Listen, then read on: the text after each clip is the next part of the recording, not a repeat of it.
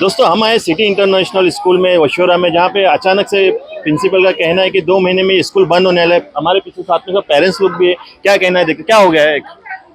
अभी एक हफ्ते पहले हमें मेल आया है कि स्कूल क्लोज होने वाला है और ये सबके लिए बहुत शॉकिंग था।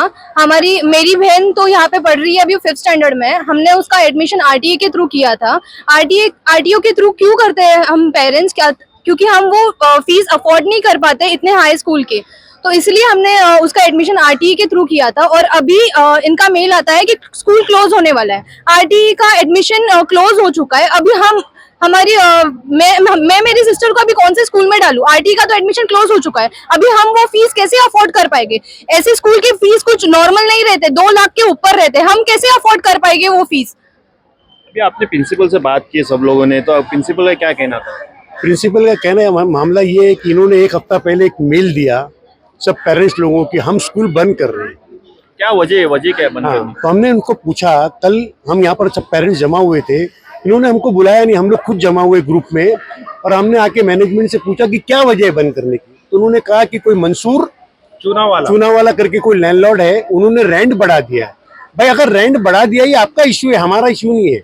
आप हमको बोलते हैं कि थोड़ा बहुत फीस में इंक्रीमेंट होता चल जाता है। आप अचानक फरवरी महीने में, मिड फरवरी में बोलेंगे स्कूल बंद कर रहे हैं, तो 600 बच्चे हैं, कहाँ जाएंगे?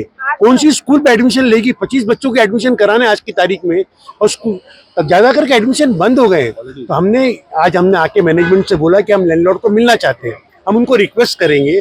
तो उन्होंने जवाब दिया कि लैंडलॉर्ड मुंबई से बाहर है, वो मिलना नहीं चाहता है, वो हमारा कोई लेना देना नहीं लैंडलॉर्ड से, मैनेजमेंट का कहना है। तो हम यहाँ पर बैठ गए, मैनेजमेंट का कोई भी आदमी हमसे हमारे साथ बैठ के बात करने को तैयार नहीं था। तो हम यहाँ बैठ गए, तो यहाँ पर लोकल पुलिस आई ओशीवारा पुलिस स्टेशन से, उन्होंने हमको कोऑपरेट किया। उनके जो ऑफिसर है उन्होंने जाके अंदर बात की। एक मंडे को शाम को इन्होंने एक मीटिंग अरेंजमेंट की है।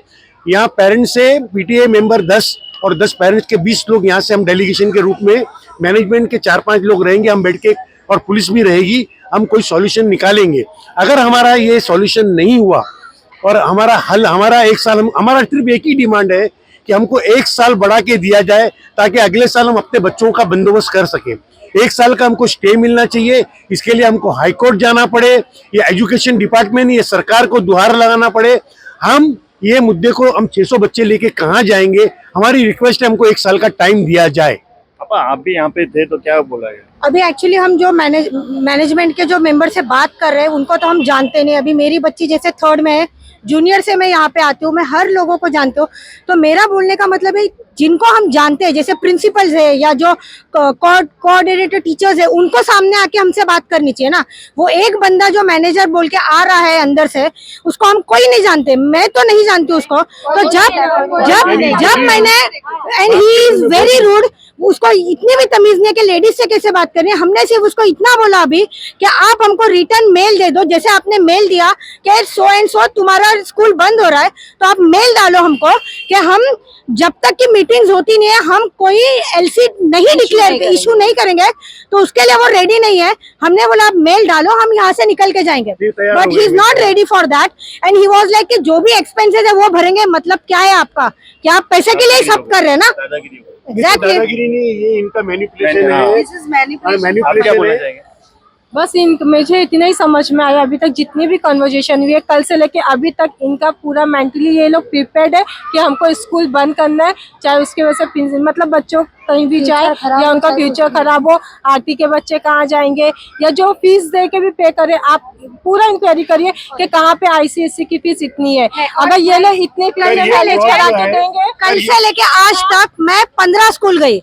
आज लास्ट मैंने डिसीजन लिया, आपको एडमिशन ही नहीं दे पाए। एग्जैक्टली, वो भी छोड़ो। आज मैंने सबसे बड़ा मेरे बेटी के लिए डिसीजन लिया। मैं यहाँ पे एसएससी में गई, मैंने बोला छोड़ो आईसीएसई, एसएससी, हम भी एसएससी से पढ़े हुए।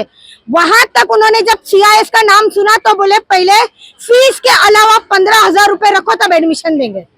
सर ये जो आज की बात मेरी, और मैं एक स्पेशल एजुकेटर होने के बावजूद मैंने रैंक से लेके ऑर्किड्स तक काम किया है, बट मेरे बच्ची को कोई एडमिशन नहीं दे रहा है। सर मैं क्या बोल रहा हूँ, लैंड का प्रॉब्लम है, लैंड का प्रॉब्लम है, ये रेंट का प्रॉब्लम है। ये जगह माड़ा की लीज की है, मंसूर को जो गाड़ियां लोगों को रेंट को मिली है, और 2028 तक लीज है, उनका एग्रीमेंट है। तो लीज की है। हम चाहते हैं हाउसिंग मिनिस्टर से कि आप सिंगा अपना इनिशिएटिव लीजिए, इनका लीज कैंसिल करिए ना। 600 बच्चों की फैमिली का सवाल है। हाँ, इस तरह से ये माड़ा की लीज लेकर इस तरह भाड़ा खाने का, और हर साल में 20% 25% बढ़ाएंगे। और दूसरी बात ये, मैनेजमेंट के ऊपर 2014 में FIR हुआ है और वो पुलिस से वांटेड था, उनका फॉर्जरी किया है, ये मीडिया में है। आप उनको देखिए इनका रिकॉर्ड क्या है। अभी आपकी मैनेजमेंट से बात हुई थी, आपने बोला कि 1 घंटे तक हमें आप रुकने वाले हो, क्या हम वो लोग रुक रहे हैं, हम लोग शाम के 8-9 बजे तक भी रुकेंगे जब तक उन लोग मेल नहीं डालेंगे। हम यहाँ से उन्होंने बोला है कि आपको एक मेल भेजने वाले हैं। We don't trust CIS now, no more trusting CIS now, क्योंकि we are not trusting them now really. ये लोग हमको एक मेल भेजे कि they are not going to issue any LC।